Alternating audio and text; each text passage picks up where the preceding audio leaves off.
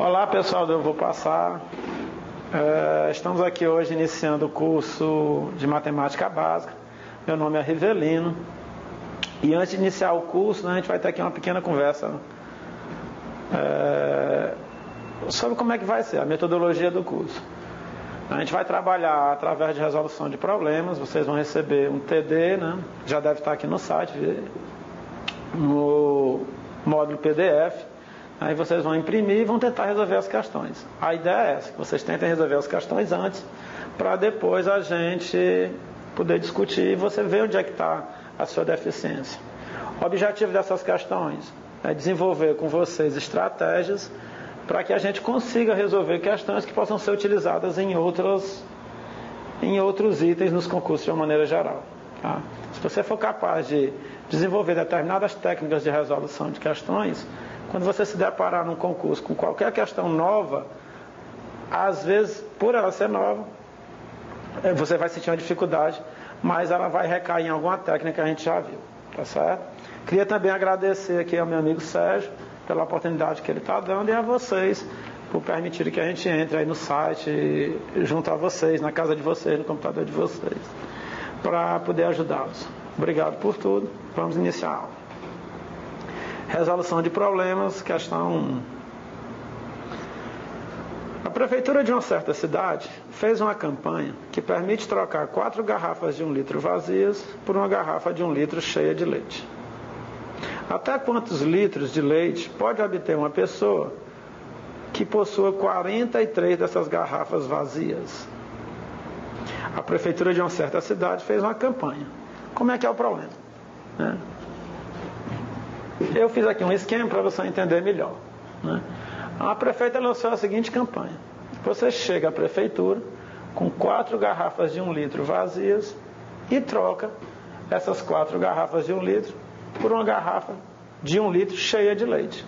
Então, promoção bem simples. Você chega lá com 4 garrafas vazias, recebe uma garrafa de 1 litro cheia de leite.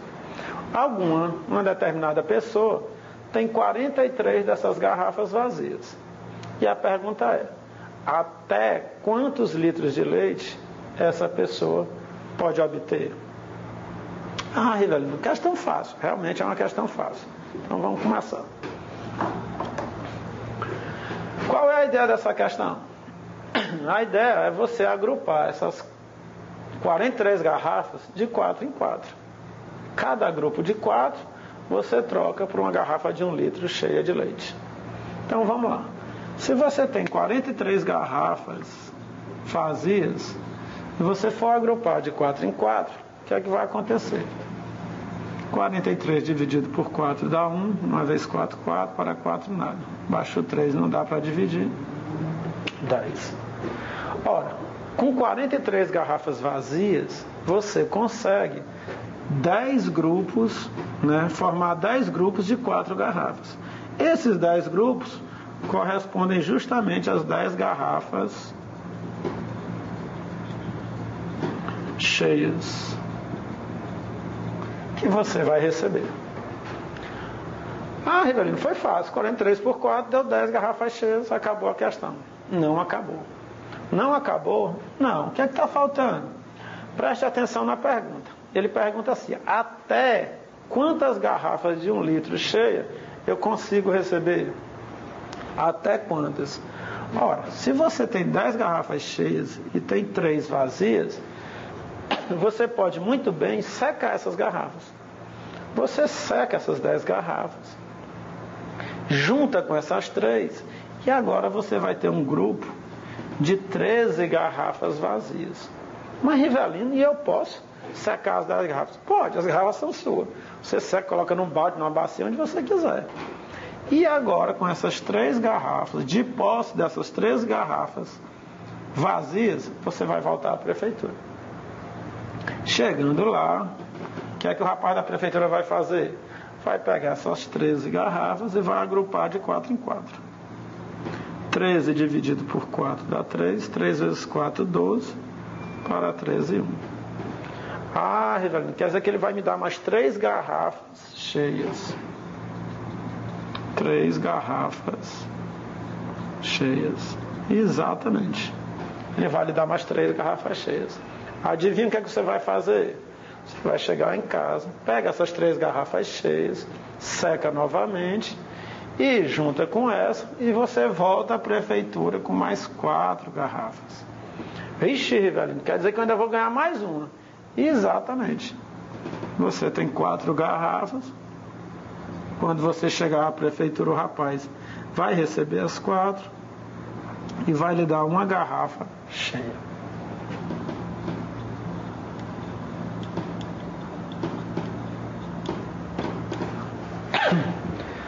Total, olha, 10 garrafas cheias, 3 garrafas cheias, uma garrafa cheia. Se você juntar tudo, você conseguiu 10, 13, 14 litros de leite. E acabou a nossa questão. Certo? Segunda questão. Hoje acontecerão 4 jogos na rodada do Campeonato Brasileiro. Antes das partidas, comentaristas de 3 jornais deram seu palpite sobre quem venceria. São eles: Diário da Bola, Folha da Bola e Pênalti. Esses 3 jornais pediram aos comentaristas que dessem seu palpite. O comentarista do Diário da Bola sugeriu o seguinte: os possíveis vencedores são São Paulo, Corinthians, Flamengo e Vasco. Folha da Bola: Palmeiras, Santos, Flamengo e São Paulo. E o comentarista do Pênalti sugeriu que os vencedores fossem Cruzeiro, Corinthians, Santos e São Paulo. Nenhum jornal apostou que o Grêmio venceria. Quem joga contra o Flamengo? Vamos entender a questão. Você tem 4 jogos no Campeonato Brasileiro. Ora, se você tem 4 jogos, é muito fácil.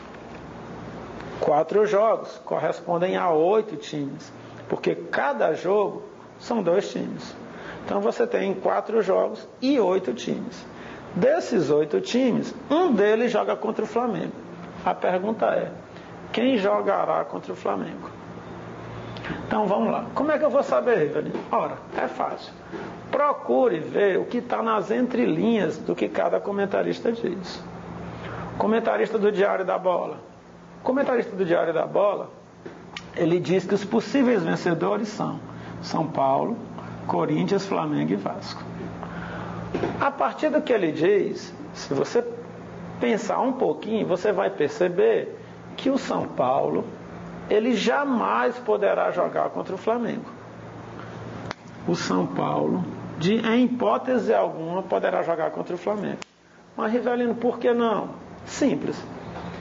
Se esse comentarista sugere que o São Paulo vai ganhar o jogo, que o Corinthians vai ganhar o jogo, que o Flamengo vai ganhar o jogo, que o Vasco vai ganhar o jogo, então como é que pode São Paulo e Flamengo, que são possíveis vencedores, jogarem um contra o outro? Não há como. Se esses times são os possíveis vencedores, na visão do Diário da Bola, do comentarista do Diário da Bola, então eles não podem jogar entre si.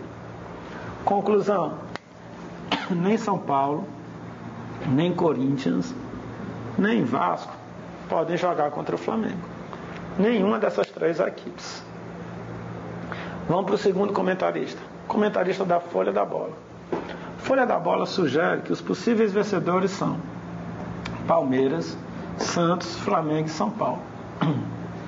Ora, se Palmeiras, Santos, Flamengo e São Paulo são os possíveis vencedores, utilizando o mesmo raciocínio anterior, eu concluo que o Palmeiras, ele não joga contra o Flamengo. Porque se ele é vencedor e o Flamengo também é vencedor, então eles não podem jogar um contra o outro. Santos também não pode jogar contra o Flamengo. Porque se o Santos é um possível vencedor e o Flamengo também, então eles não podem jogar um contra o outro. E por último, como a gente já tinha visto, o São Paulo também não pode jogar contra o Flamengo. Rivelino, então quem é que joga contra o Flamengo? Ora, olhe para o último comentarista aqui, para o que foi que ele disse. O comentarista do jornal Pênalti falou o seguinte: os possíveis vencedores dessa rodada são Cruzeiro, Corinthians, Santos e São Paulo. Esses 4 são os possíveis vencedores. Ora, observe que ele não apostou no Flamengo. Ele não sugeriu que o Flamengo seria vencedor. Se ele não sugeriu, então uma certeza a gente vai ter. Um desses 4 times joga contra o Flamengo. Por quê, velho? Ora, são 4 jogos. Cruzeiro, Corinthians, Santos e São Paulo, eles não jogam contra o outro. Os adversários dele estão no outro bloco. Então, quem é que vai jogar contra esses 4? Os outros 4 times do outro bloco. Então, quem é que está no outro bloco? Flamengo. Não tenha nem dúvida que o Flamengo está no outro bloco. Então, o adversário do Flamengo ou é Cruzeiro, ou é Corinthians, ou é Santos, ou é São Paulo. Por eliminação, São Paulo. São Paulo não pode ser adversário do Flamengo. Motivo, nós eliminamos ele lá do primeiro comentarista. Santos. Santos também não pode ser adversário do Flamengo.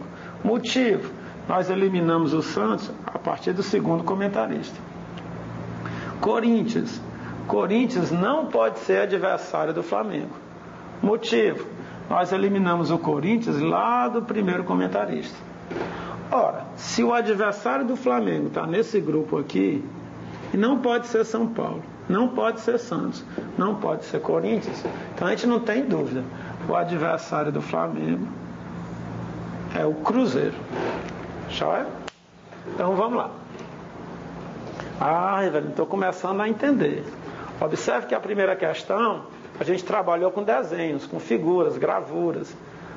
A segunda a gente organizou mais ou menos uma tabela, né? Então são estratégias que você pode usar na hora de resolver um problema. Terceira questão.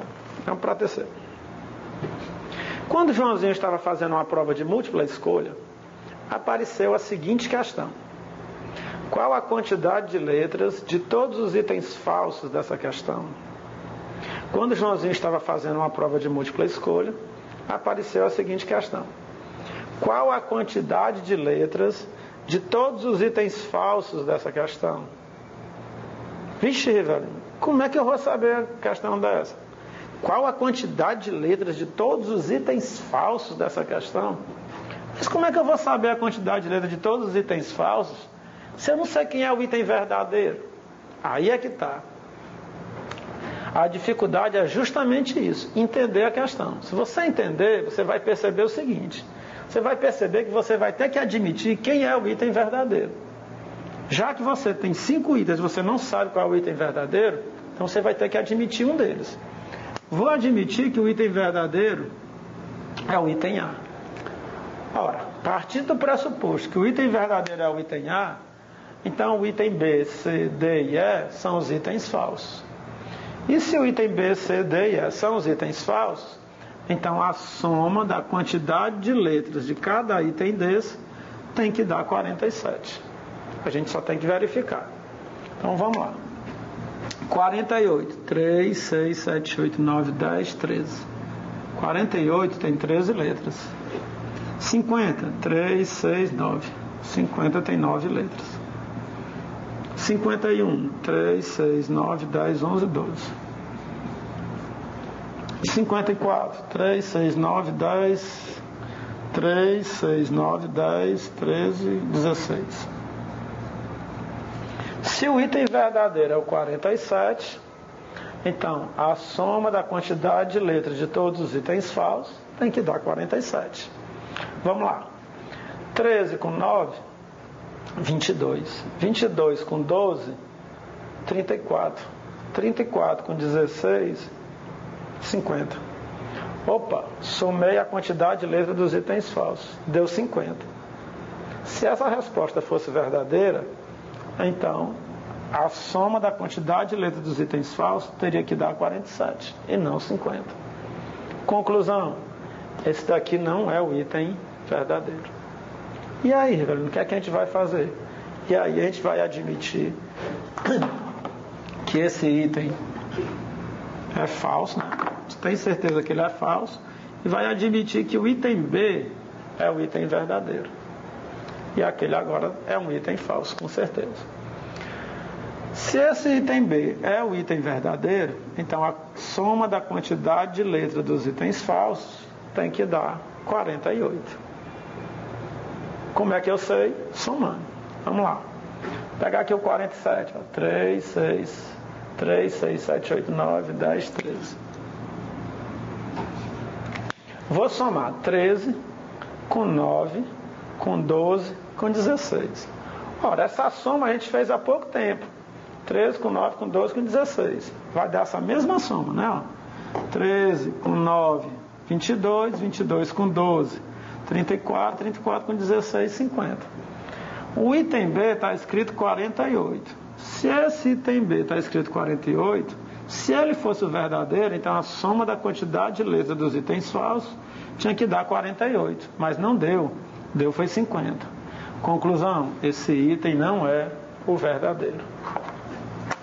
Rivaline, e agora, o que é que eu faço? Apago, admito que o item verdadeiro é o item C. Então vamos lá.